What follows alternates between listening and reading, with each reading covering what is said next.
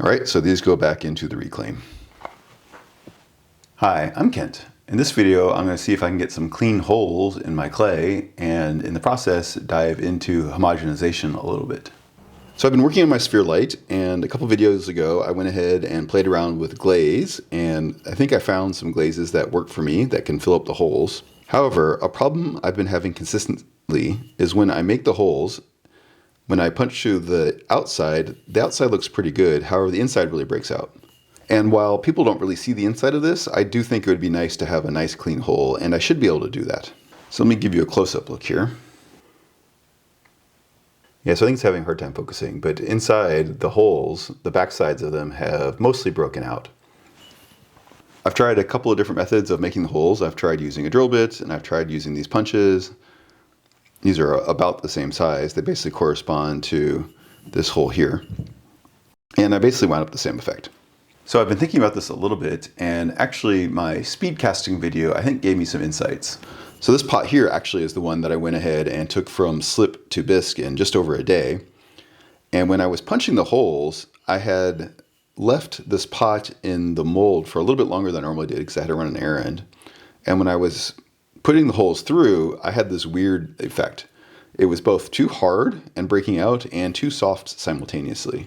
I think the water level in my clay body as I've slip cast it is not uniform, it's not homogeneous.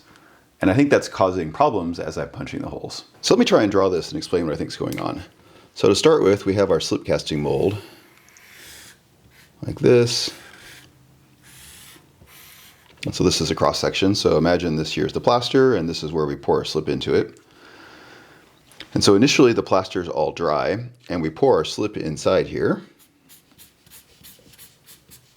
And we let it sit. So what happens when it sits? Well, the water in the slip will want to basically move into the plaster this way.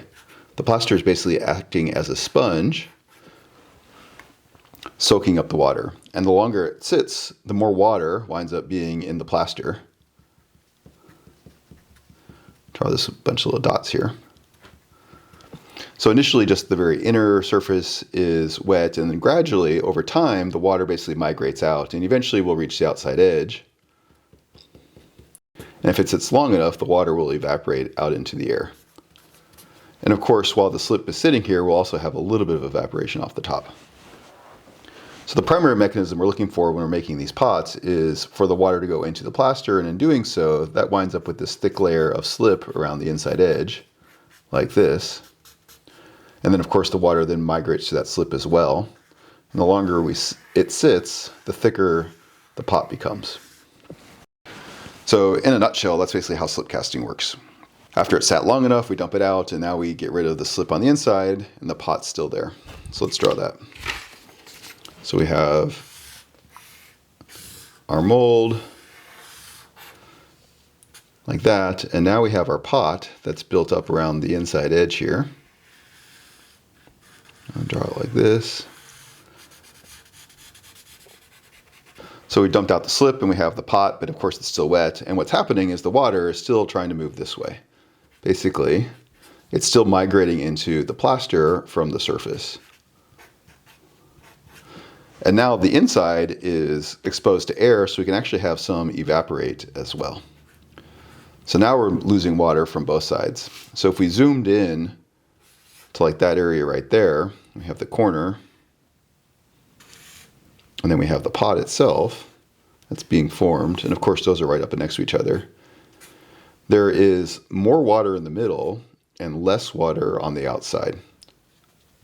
And I don't know which side absorbs water the faster. I'm pretty sure the plaster's absorbing water faster. So basically we have some water here, we have a lot of water here, and we have a little bit of water here. So we have this gradient of water. So if I was to draw this, so here's maximum water, here's minimum water, and maybe we have medium water. So we have some sort of gradient like that for to draw it, plot the water levels. Of course, while this is going on, the pot's also shrinking, and so it will eventually release. We pull it out, and then we just let the pot dry. And it's going to continue to dry. So if we take the pot out, so here's our pot,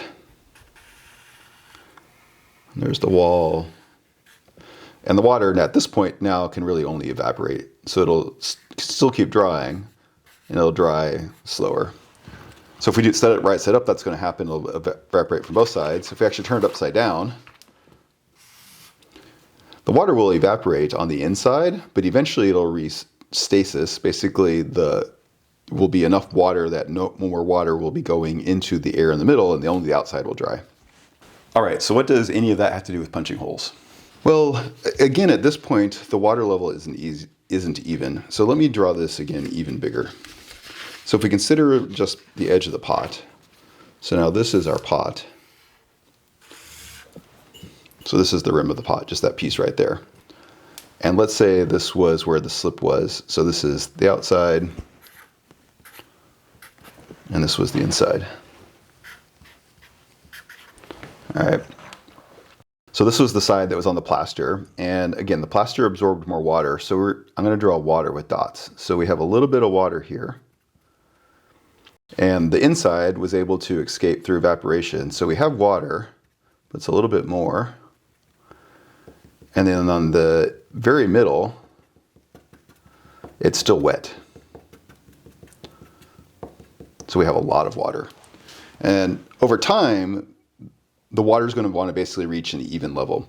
So this water here is going to want to migrate. It's going to migrate to the areas with less water. And because the air has less water than the pot, it's also still going to jump off and evaporate.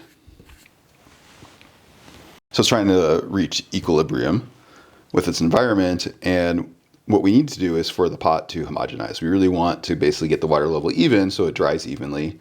And eventually we want the water level to get down to 0. So that is a bone dry pot. So I think what's happening is I basically, when I am using my punch to punch through like this and make a hole, actually I'm going the other way. So when I go this way, I wind up going through a very thick layer that's hard. And then there's kind of a soft mushy layer and then another hard layer from the evaporation. I suspect what's happening is that the sharp point I can just push in and sever that. The mushy layer, it might deform a little bit, but it's okay. And when I hit the last layer, instead of cutting, it's just breaking out. And so it's basically going back to where it's softer and breaking out the pot. And that occurred to me with this pot when I was working on it, and it was both hard in places and still very soft in other places. Basically, the water hadn't homogenized since I was trying to rush it. Normally, I would have done things slightly differently. I'd basically cover it with a loose piece of plastic. Oh, and I should explain that too. So let's imagine we've slip cast it, and we turn it upside down to dry. So there's the pot. We put it on a wear board. So the wood itself will absorb a little bit of water, and the water will evaporate off to the sides, and of course it will evaporate into the inside. However, this will capture moist air. If we take a piece of plastic and cover it, now we've created a sealed environment just like the inside.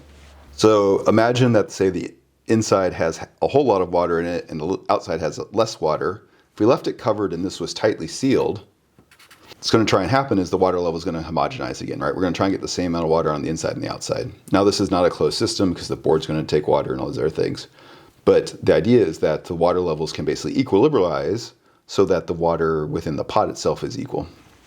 If this isn't sealed, if we have a little bit of a hole, so it's loosely draped, there's going to be water escaping this way. So the air inside of here will be humid, and it will get less humid over time by just a little bit of air escaping. So that basically slows the drying of the pot.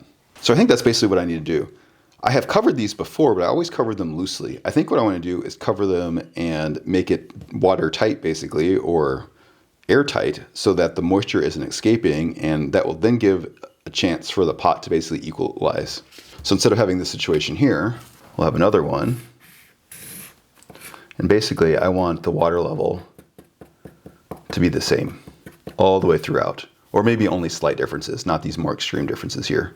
So when I go and punch in, basically I'm going through leather hard the whole way, as opposed to here, maybe the outside here is maybe more chocolate hard, and maybe the inside of the pot, this little narrow spot here between the walls, is less than leather hard, and then maybe this is leather hard itself, or something like that. It depends on the exact timing. But by covering it and getting the water levels to homogenize, I can hopefully punch through, and that will prevent things from breaking out because I'm basically pushing through the same wetness of clay the whole time. Oh, by the way, this is basically the same thing that happens if you try and reuse your molds back to back. The plaster already has water in it, and so it has less absorptive powers. Basically, the water is kind of stuck inside, and it has to evaporate out. So you can actually slip cast back to back. It really depends upon the porosity of the mold.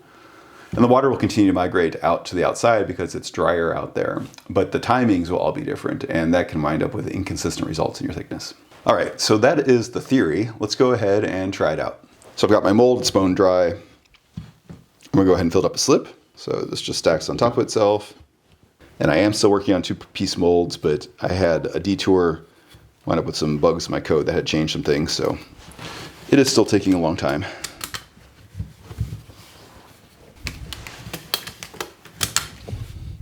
All right, and I've just been stacking this up and aligning it by eye. And I have my 3D printed funnel. I'll go over here to my buckets. And I went ahead and mixed up the slip, so it's all ready. Getting close.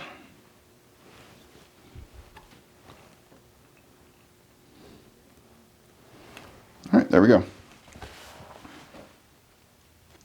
then I've been using water still to go ahead and spray it out so that I don't wind up with any clay in there, or as little as possible. All right, you see me do slip casting much time, so we'll go ahead and skip ahead. All right, there we go, there's the top half. All right, and grab a wear board so I have a place to land it. Let's get the bottom out. Here we go. So one new sphere. So usually what I do at this point is basically I would loosely cover it and maybe let it sit overnight and then come back the next day and put in the holes. But let's go ahead and wrap it tightly and see what happens. So I have a garbage bag here.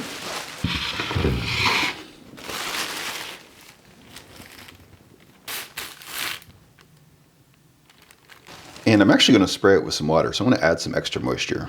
Again, I think the outside layers get drier because of the plaster and the inside evaporates. So I want to add a little bit of moisture so it winds up being basically leather hard all the way through. So spray it a little bit. Do a spray down on the inside. And then gently wrap it up.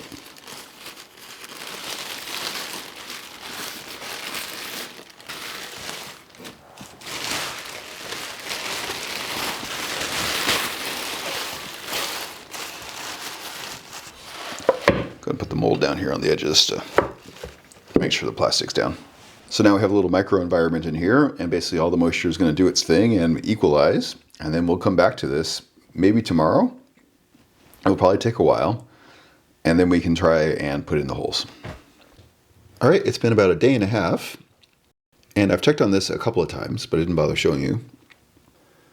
The first time I uncovered it, the water I sprayed on had basically disappeared. So either it got stuck to the plastic, which I don't think was the case. The plastic wasn't super wet. So I think it got basically reabsorbed back into the clay, which is interesting. At this point, I think we're close to soft or hard. So I'm going to go ahead and clean this up and see if we can punch the holes and have more success with less breakout.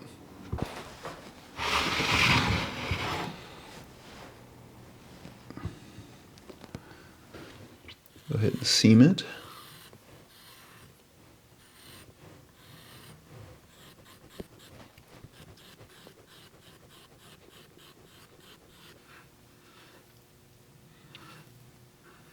All right, and now for the moment of truth.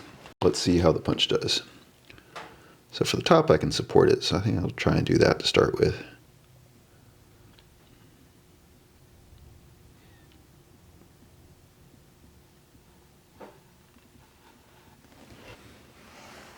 And we already broke out. So here's the hole right there, and it chipped out a little bit. Let's try this a little bit more.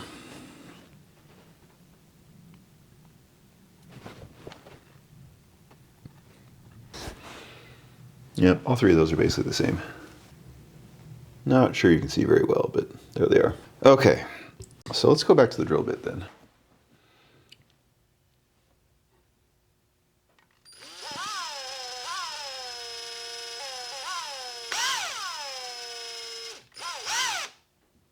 Let's do several of those.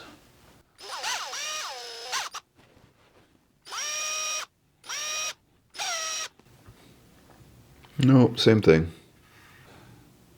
Well, so there goes my theory, or I have the water level at the wrong point again.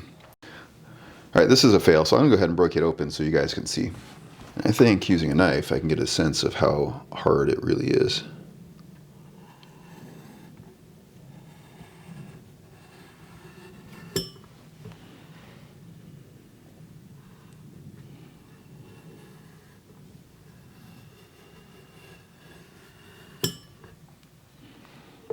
Let's crack the bottom here.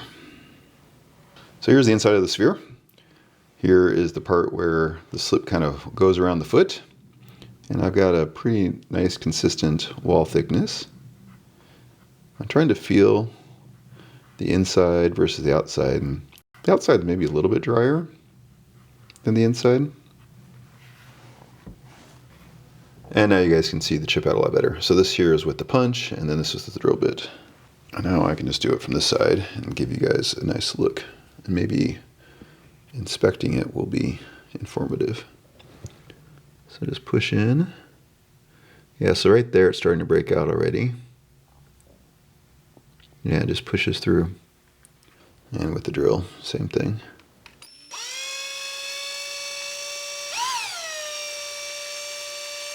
Yeah, basically right when it gets really close to the edge, it just breaks through. So I'm kind of stumped. It could be that I need this even wetter, which I guess I could try. Let me go ahead and spray this with some water and wrap it for a little while, and we'll see if getting the inside in particular more wet would help. I think it does feel drier than the outside.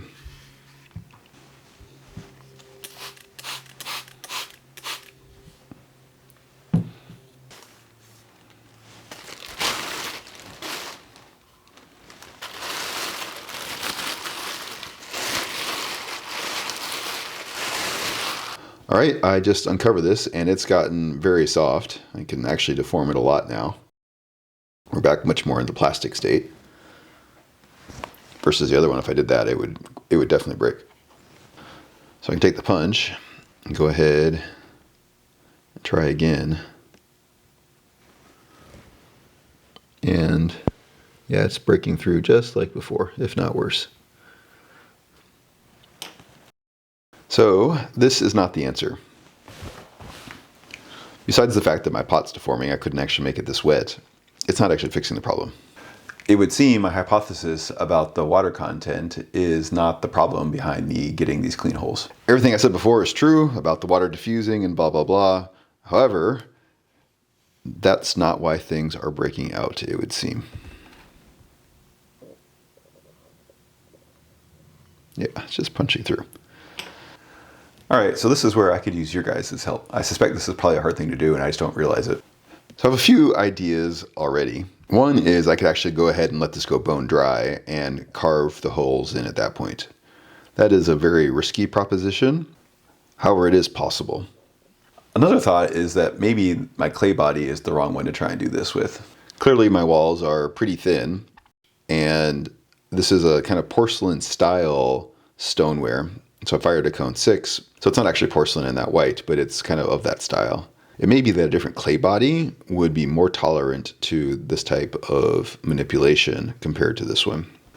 If you guys have any insights there, I definitely appreciate it. Let me know in the comments. Another thought was to try and support it better, which is difficult given this form. But even if I put my finger over the surface here and push and try not to stab myself, I still wind up with the same problem. So I don't think it's a problem of support. So that's why we try things out. Sometimes they work and sometimes they don't. I'd definitely be curious if you guys have any comments or thoughts about how I might be able to get these clean holes. And if you have any other questions or comments, definitely let me know. Thanks.